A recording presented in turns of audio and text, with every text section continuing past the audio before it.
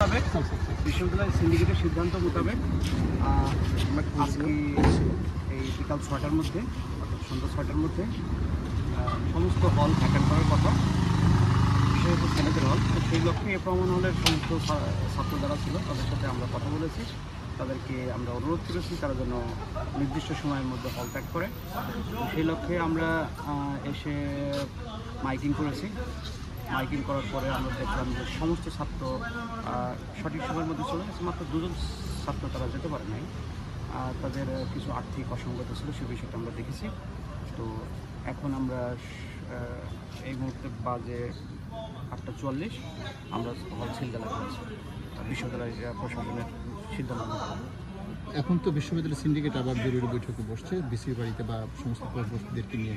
শিক্ষার্থীরা আবার কবে নাগাদ ঘরে ফিরতে পারবেন বলে আশা করা? আমি সেই মিটিংয়ে যাব, তো আমি যখন জানতে পারবো কী বিষয়, আশা করি খুব শীঘ্রই হবে। বাট আমাদের হলের যে কন্ডিশন, যে পরিমাণ ভাঙচুর হয়েছে, তো সেই ভাঙচুর যদি আমি ঠিক করতে চাই, টাকার অঙ্কে মিনিমাম 20 থেকে 30 লক্ষ টাকা লাগবে, কারণ অনেক রুম ভাঙচুর হয়েছে, কোনো বেড নাই এবং অনেক বইপত্র বা বেডগুলো পুড়িয়ে দেওয়া হয়েছে, দরজা ভেঙে চড়ে ফেলা হয়েছে। তো এগুলোর একটা সময় লাগবে। তো আমি যদি আমার হলটার কথা চিন্তা করি, এই সংস্কার কাজটা প্লাস হলটা ছাত্রদের জন্য যদি আমি উপযোগী করতে চাই, 1 মাস সময় লাগবে। ভাঙচুরটা কারা করেছে? হ্যাঁ, ভাঙচুর করেছে যখন আমার হলটা সর্বশেষ কিন্তু আক্রান্ত হয়েছে 10:30টার পরে, 10:30 থেকে 12:30টার মধ্যে যারা এই যে ছাত্ররা এসে দখল করেছে তারাই আসলে ভাঙচুরটা করেছে। ভাঙচুর করেছে তাদের অ্যাগ্রিভডের অন্যতম কারণ, আমি শুনেছি যে ওই রুমগুলোতে নাকি ছাত্রলীগের কোনো নেতাকর্মী থাকতেন, কিন্তু সব কিন্তু ছাত্রলীগের নেতাকর্মী না, সেখানে সাধারণ ছাত্র থাকতো, হয়তো একজন ছাত্রলীগের নেতা এরকম থাকতো, ছাত্রলীগ করতেন এরকম। তো সেটাও যদি হয়ে থাকে তাহলে আমি কেন একটা রুম ভাঙবো? তো এরকম আমার হিসাবে অনেকগুলো রুম একেবারে ড্যামেজ করা হয়েছে, দরজা পর্যন্ত নাই।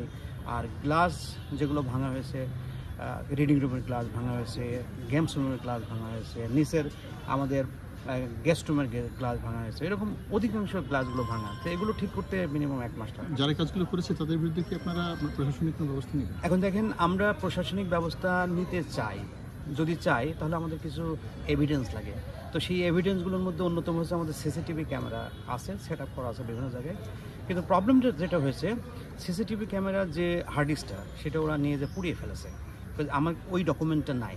তো আমরা আমাদের সাথে যাদের কথাবার্তা হয়েছে, আমাদের সম্মানিত হাউস টিচারদের সাথে যাদের কথাবার্তা হয়েছে, আমরা একটা মিটিংয়ে বসে সিদ্ধান্ত নেব। দ্বিতীয় হচ্ছে আমাদের বিশ্ববিদ্যালয়ে একটা সামগ্রিক সিদ্ধান্ত থাকবে, যেহেতু তারা আমাদের ছাত্র।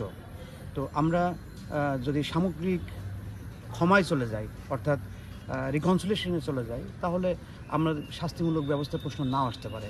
তো আমরা আমাদের হলের সিদ্ধান্ত প্লাস বিশ্ববিদ্যালয়ের সিদ্ধান্ত সামগ্রিক করে আমরা একটা পদক্ষেপে যাব। স্যার, শিক্ষার্থীরা যারা হল ছেড়েছে, হল ভ্যাকেন্ট করার পরে, এরপরে যারা ক্যাম্পাসে থেকে বাইরে গেছে বা গ্রামে গিয়ে বা নিজের বাড়িতে গিয়ে যারা অবস্থান নেবে, তাদের আসা যাওয়া এবং থাকা এই সময় যে একটা সিকিউরিটির বিষয়, সেটা আপনারা তাদেরকে কিভাবে, মানে তাদের কি পরামর্শ দিয়েছেন আপনারা? এটি তো একটি জটিল প্রশ্ন। আপনি নিরাপত্তাকে বিভিন্নভাবে ব্যাখ্যা করতে পারেন। নিরাপত্তা, রাস্তার নিরাপত্তা, গাড়ির নিরাপত্তা, যাওয়া আসার নিরাপত্তা, রাস্তাগুলোতে কী অবস্থা, সে বিষয়ে তো আমাদের ধারণা নেই। যেহেতু একটা অনাকাঙ্ক্ষিত পরিস্থিতি তৈরি হয়েছে বিশ্ববিদ্যালয়ে এবং একটা কুইক সিদ্ধান্ত বিশ্ববিদ্যালয় প্রশাসন নিয়েছে, তো আমরা তাদেরকে বলেছি যে নিরাপদে যেন তারা যেতে পারে, সেই সর্বোচ্চ চেষ্টা যেন তারা করে। আমাদের পক্ষ থেকে ওই নিরাপত্তা দেওয়া, আমি তো মনে করি যে সেটা সম্ভব নয়। স্যার, একটা প্রশ্ন উত্তর আপনি অলরেডি দিয়ে দিয়েছেন, যে একটা ছিল হচ্ছে 2 গ্রুপের কথা বলা হচ্ছে, কিন্তু এর মধ্যে আমরা যেহেতু হলে ছিলাম, আমরা জানি যে কিছু স্টুডেন্ট শুধু পড়ালেখাই করে, তারা কোথাও নাই, তারা পড়ালেখার বাইরে কিন্তু সাধারণ শিক্ষার্থীদের সাথেও নাই বা ছাত্রলীগেও নাই। তাদের বিষয়টা কিভাবে আইডেন্টিফাই করবেন আপনারা? আচ্ছা, এরকম 2টা গ্রুপ বলা হচ্ছে, আসলে তো 2টা গ্রুপ না। দেখেন, আমিও হলে থেকে লেখাপড়া করেছি, স্টুডেন্ট আমি। তো এরকম স্টুডেন্ট যারা কোনো গ্রুপে নাই, কোনো রাজনীতি করে না, শুধুমাত্র পড়াশোনা করে, এরকম অনেক ছাত্র আছে। Yes, sir. তারা কিন্তু গতকালকে থেকেই এই সামগ্রিক পরিস্থিতি থেকে ভয় পেয়েছে। তো এরকম একজন ছাত্র আমাকে এসে বলে, স্যার আমার ব্যাগটা একটু বের করে দিতে হবে, আমি চলে যেতে চাই। আমি যে তাকে তার ব্যাগটা নিয়ে একটা রিক্সা তুলে দিয়েছি।